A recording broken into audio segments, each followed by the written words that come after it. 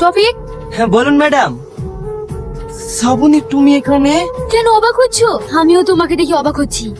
টিটন, বেঈমান, তুমি আমার সাথে এরকম কাজ করতে পারলে? শ্রাবণী তুমি আমাকে ভুল বুঝছো। হয়তো আমি বড় লোক না, তোমাকে আমি মিথ্যে কথা বলেছি, কিন্তু সত্যি আমি তোমাকে অনেক ভালোবাসি। চুপ করো, তোমার এই নুনু মুখে ভালোবাসার কথা মানায় না। টিটন বেঈমান, তুমি আমার সব স্বপ্ন ভেঙে দিছো। আমি তোমাকে ঘৃণা করি শফিক।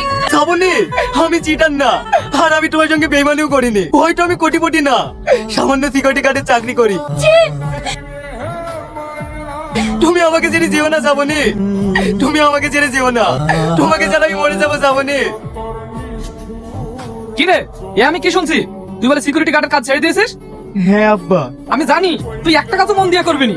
বাপের ঘাড়ে বসে বসে খাওয়া অভ্যাস হয়ে গেছে যে, যেদিন আমি মরবো সেই দিন বুঝতে পারবি। কি গো, আজ ও ওরকম করছে কেন? তুমি ওকে সব সময় বকো, এই জন্য কষ্ট পেয়েছে।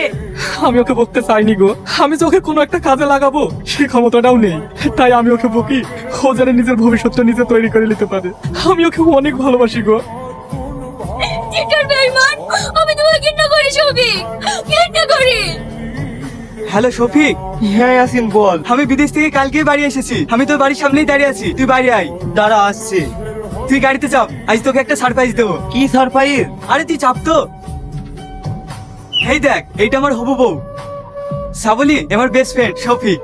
কি রে, তোর ভাবি দেখতে কেমন বল? খুব সুন্দর, অনেক ভাগ্য করে এরকম বউ পাওয়া যায়। তুই খুব লাকি রে যে এত সুন্দর বউ পেয়েছি। আমি তোমাকে কখনো ভুলতে পারবো না শ্রাবণী, আমি তোমাকে কখনো ভুলতে পারবো না। আমি তোমাকে ছাড়া মরে যাবো শ্রাবণী, আমি মরে যাবো। আব্বা, আব্বা, মা, তোমরা সবাই ঘুমিয়ে গেছো? কি রে, এত রাত হয়ে গেছে, এখনো ঘুমাসনি? যা শোগা। না মা, তোমাদের মুখখানি দেখতে খুব ইচ্ছা করছিল, তাই আসলাম। ঠিক আছে তোমরা ঘুমাও। কি? তুই কি বলছিস?